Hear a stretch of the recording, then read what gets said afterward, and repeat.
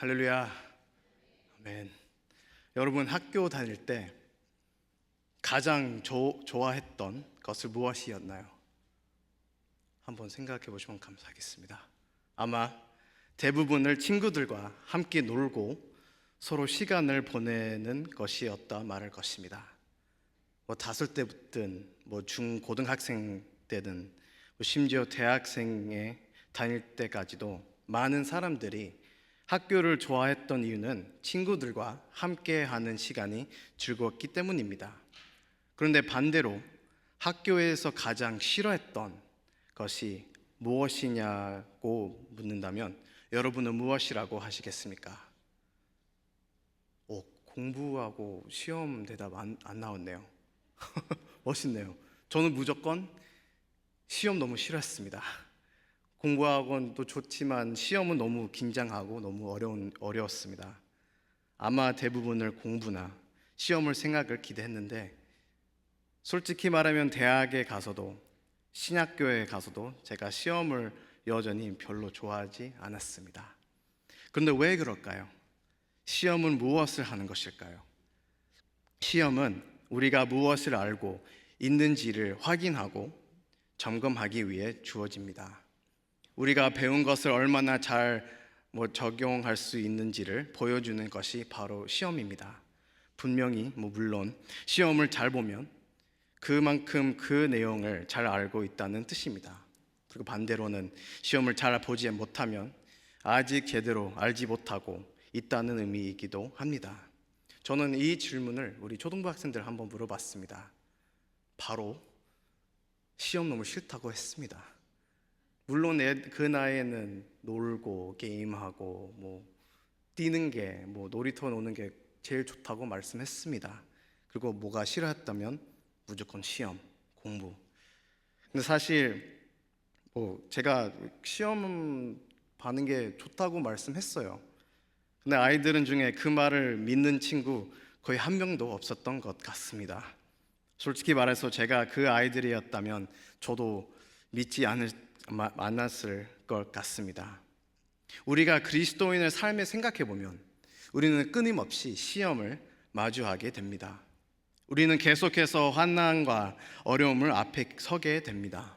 그렇다면 하나님께서 이러한 상황들을 우리 앞에 두실 때 우리는 어떻게 반응하겠습니까? 이 시험들은 앞에서 우리는 어떻게 하겠습니까? 피하려 하겠습니까?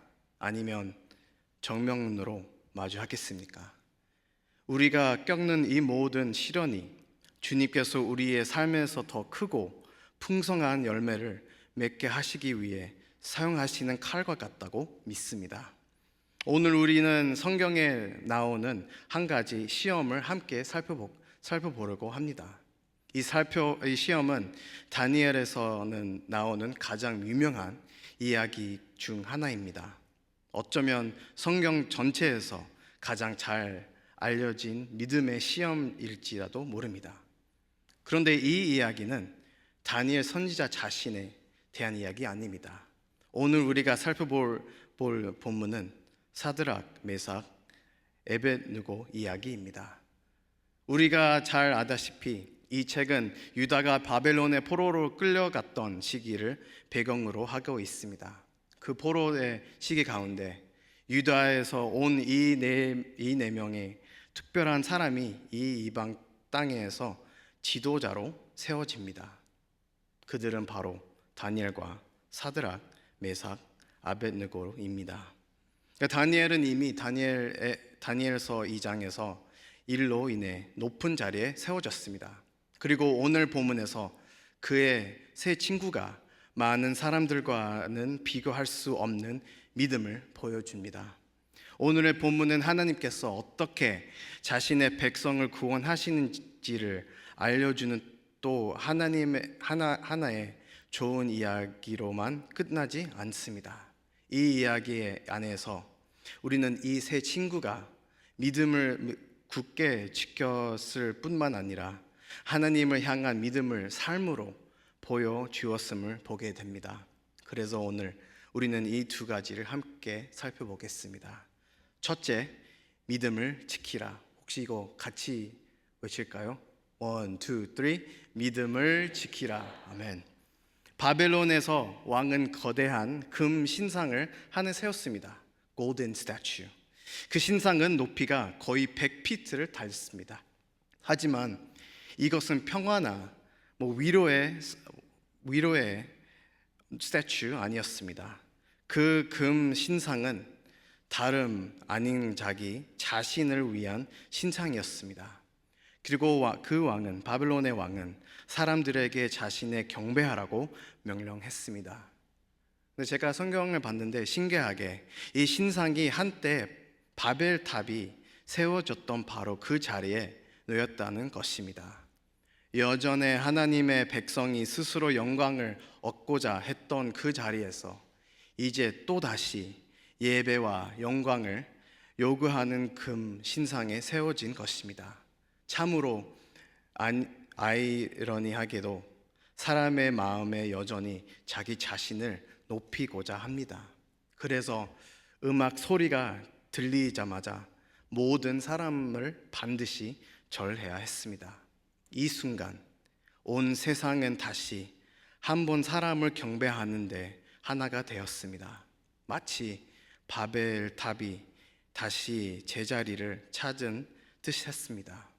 하지만 우리가 알다시피 이 금 신상을 경배하지 않는 세 사람이 있었습니다.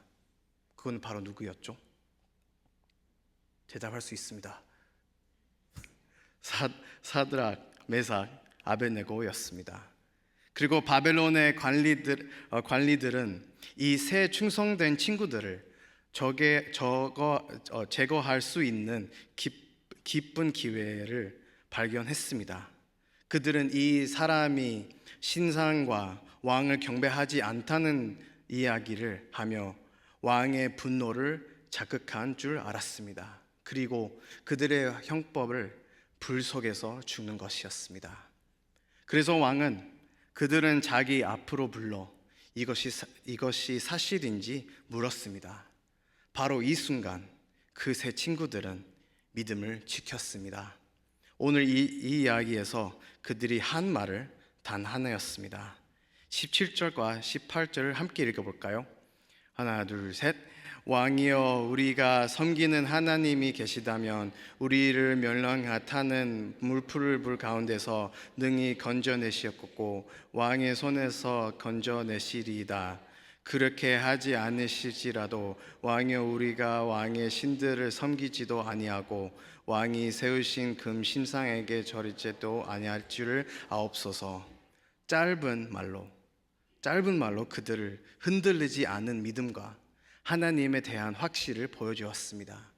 여러분, 믿음이라는 하나님께서 우리의 문제를 모두 없애주실 거라고 믿는 것이 아닙니다. 하나님을 신뢰한다는 것은 하나님의 능력을 인정하는 것입니다. 하나님을 신뢰한다는 것은 하나님의 우리를 위해 무엇을 해주실 있는지를 아는 것이 아니라 하나님이 누구이신지를 깨닫는 것입니다. 사드락, 메삭, 아벳네고는 죽든 살든 상관없이 믿음을 지켰습니다. 근데 그 의미가 무엇일까요? 그들의 믿음은 구원에 있던 것이 아니었습니다. 그들의 믿음은 단순히 하나님께 있었습니다. 무슨 일이 일어나든지 그들은 믿음을 지킬 것입니다. 그들은 말할 것은 하나님께서 그들은 구원하시면 하나님께서 영광이 돌리시고 하나님께서 불 속에서 죽게 하셔도 하나님께 영광이 돌아간다는 것이었습니다. 믿음이라는 하나님과 그분의 말씀을 신뢰하는 것이지 하나님께서 우리를 위해 어떤 계획을 가지셨는지 아는 것이 아닙니다. 살든지 죽든지 그것은 하나님의 선택이었고 그들은 그 안에서 믿음을 지켰습니다. 그렇다면 질문은 생깁니다. 우리의 믿음은 어떤 모습일까요? 2026년 새해가 시작된 지금 우리는 기도할 때 하나님께 우리를 도와주시고 필요한 것을 채워달라고만 구하고 있나요? 아니면 우리의 생각과 상관없이 하느님의 뜻이 이루어지기를 구하며 기도하고 있나요? 이 세 분들은 자신들에게 어떤 일이 일어날지 전혀 알지 못했습니다. 살아도 죽든지 몰랐어요. 하지만 그것은 중요하지 않았습니다. 그들은 믿음을 흔들 수 없었고 하나님에 대한 신뢰를 바꿀 수도 없었습니다. 그래서 우리의 삶은 그런 모습일까요? 시련과 어려움이 닥쳤을 때 우리는 믿음을 지킬 수 있을까요? 아니면 흔들리고 말까요? 어려움을 직장에서 올 수도 있습니다. 어려움은 우리의 가족이나 친구에게 올 수도 있습니다. 그리고 어려움은 교회 안에서도 서로에게서 올 수 있습니다. 하지만 바로 그 순간 우리는 믿음을 지켜야 합니다. 바로 그 순간 우리는 하나님이 누구신지 기억해야 합니다. 하나님이 무엇을 해줄 수 있는지에만 집중하는 것이 아니라 단지 우리가 바라던 일이 이루어지기를 바라는 것만이 아니라 말입니다. 사랑하는 성도 여러분, 우리가 이 새해의 믿음을 굳게 지키고 흔들리지 않기를 바랍니다. 그들의 대답 후 시험을 받을 시간 되었습니다. 불 앞에 서야 할 시간이 왔습니다. 그들은 진정으로 자신의 믿음을 보여주었습니다. 그 두 번째, 믿음을 보여라. 그들의 대답은 왕은 크게 분노하셨습니다. 19절 이렇게 말씀합니다. 느부갓네살이 분이 가득하여 사드락과 메삭과 아벳느고를 향하여 얼굴빛을 바꾸고 명령하여 이르되 그 불을 뜨겁게 하기를 평소보다 7배나 뜨겁게 하려 하고, 이 불을 너무 강해서 새 친구들을 불 속으로 데려간 군인들조차 열기로 인해 죽었습니다. 하지만 당연히 왕은 신경 쓰지 않으셨습니다. 그에게 중요한 것은 오직 마지막 웃음, final laugh, last laugh 지으며 자신의 권력과 힘을 보여주는 것이었습니다. 그리고 마침내 그 세 친구들 불 속에 던지셨습니다. 잠시 읽다 보면 절망적이고 무력하게 느낄 수도 있습니다. 다시 한번 믿음의 사람들이 패배한 것처럼 보았습니다. 다시 한번 세 명의 믿음의 모범을 잃은 것처럼 보였습니다. 하지만 우리가 예상한 끝은 아니었습니다. 그들의 옷 하나도 타지 않았습니다. 그들의 몸 어느 부분도 제가 되지 않았습니다. 새 그림자가 천천히 사라지는 대신 네 번째 그림자가 보였습니다. 왕은 그들을 보고 대신들에게 무슨 일이 일어날 것인지 물었습니다. 25절에 이렇게 기록되었습니다. 함께 읽어볼까요? 왕이 또 말하여 이르되 내가 보니 결박되지 아니한 네 사람이 불 가운데로 다니던 내 생치도 아니었고 그 넷째의 모양은 신들의 아들과 같도다 하고, 3명에서 4명으로 이제 그들은 모두 불 속에 걸었습니다. 그들은 다치지 않았습니다. 그리고 이 네 번째 사람은 하나님의 임재였습니다. 누구였는지는 정확히 알 수 없지만 중요한 것이 이것입니다. 주님께서 그들과 함께 하셨습니다. 그것이 가장 중요한 사실입니다. 오늘 본문을 이해하는 핵심은 우리가 하나님을 믿어서 하나님이 불에서 우리가 꺼내 주시기 바라는 것이 아닙니다. 하나님을 불은 멈추지 않으셨습니다. 대신 그들의 그 불을 속으로 인도하셨습니다. 하나님께서 그들을 손을 잡고 함께 걸으셨습니다. 솔직히 생각하면 우리는 하나님께 우리의 고통을 없애달라고 기도합니다.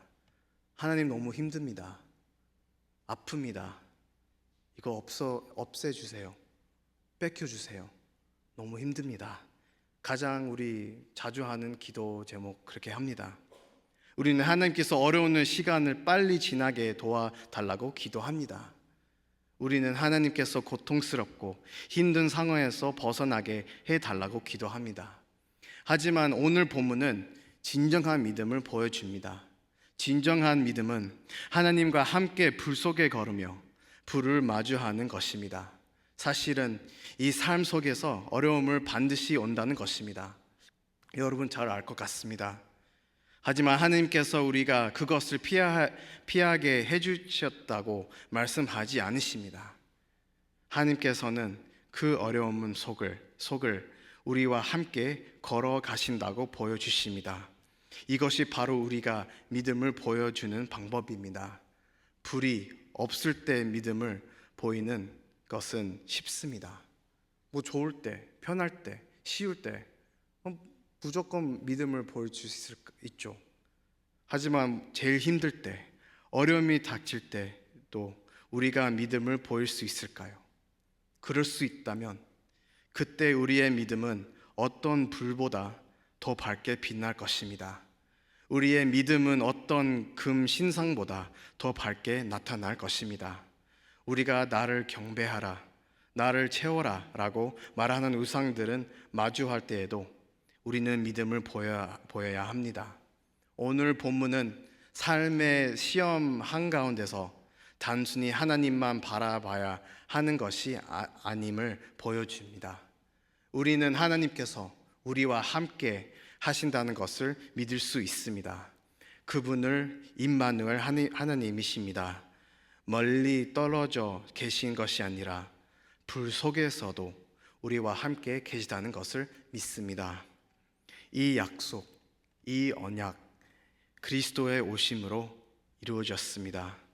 하나님이 참으로 임마누엘이심을 보여주는 증거는 예수 그리스도를 안에 있습니다. 우리는 예수님을 믿을 수 있습니다. 왜냐하면 그분도 우리가 겪는 같은 고난과 아픔을 경험하셨기 때문입니다.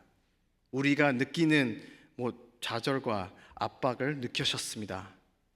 하지만 다른 점은 예수 그리스도는 단 한 번도 굴복하지 않으셨습니다. 예수 그리스도께서도 불과 믿음의 시험을 통과하셨습니다. 하지만 주 예수 그리스도는 홀로 그 길을 걸으셨습니다. 혼자 십자가에 가셨습니다. 혼자 갈보리에 가셨습니다. 그리고 하나님의 진노가 온전히 예수님에게 임했습니다. 십자가의 불같은 고통을 완전하신 하나님의 아들 혼자서 감당하셨습니다. 즉 우리의 죄값을 치르셨습니다. 왜일까요? 그렇게 하신 이유는 우리가 불을 지나도 타지 않고 안전하게 나을 수 있도록 하기 위함입니다. 이사야서 43장 2절 이렇게 기록되었습니다. 내가 물 가운데 지날 때에 내가 함께 할 것이라. 강을 건널 때에 물이 너를 침몰하지 못할 것이며 내가 불 가운데로 지날 때에 타지도 아니할 것이요 불꽃이 너를 사라지도 못하리니. 아멘. 그리스도의 믿음과 순종이 시험을 받았고 그분을 승리하셨습니다. 그리고 그 동일한 승리가 이제 우리에게 있습니다. 우리 거입니다. 그 신실하심이 이제 우리에게 주어진 값 없는 선물입니다. 그리고 주님께서 어떤 상황에서도 우리와 함께 하신다고 믿습니다. 그러므로 여러분, 우리의 과제는 단순합니다. 이 세상 속에서 우리의 믿음을 보여주십니다. 한 목사님께서 이렇게 말씀하셨습니다. 책임은 우리에게 있지만 결과는 주님의 것입니다. 우리의 과제는 하나님의 말씀과 그분의 드러내신 뜻을 신뢰하는 것입니다. 고난을 의미할 수도 있습니다. 평안도 의미할 수도 있습니다. 무엇이든 살든 죽든 우리는 그리스도를 바라봅시다. 우리는 가장 큰 고통에서 구원을 받았습니다. 그 이유는 그분께서 우리를 사랑하기 때문입니다. 저는 그거를 믿습니다. 우리는 시험을 받겠지만 그 시험을 통해 정결하게 될 것입니다. 베드로전서 1장 6절에서 7절 이렇게 말합니다. 그러므로 너희가 이제 여러 가지 시험으로 말미암아 잠깐 근심하게 되지 않을 수 없으나 오히려 크게 기뻐하는도다. 너의 믿음을 확신함을 불로 연단하여도 없을지 금보다 더 귀하여 예수 그리스도께서 나타나실 때에 칭찬과 영광과 존귀를 얻게 할 것이니라. 아멘. 우리의 믿음이 칭찬과 영광과 존귀로 이어주기를 바랍니다. 무슨 일이 일어나든 하나님의 뜻을 신뢰하며 세상 앞에서 우리의 믿음을 빛나며 나타냅시다. 여러분 흔들리지 않고 믿음을 굳게 지키며 그리스도께서 임마누엘 우리와 함께 하신 하나님이심 세상에 보여주시기를 주님의 이름으로 축원합니다.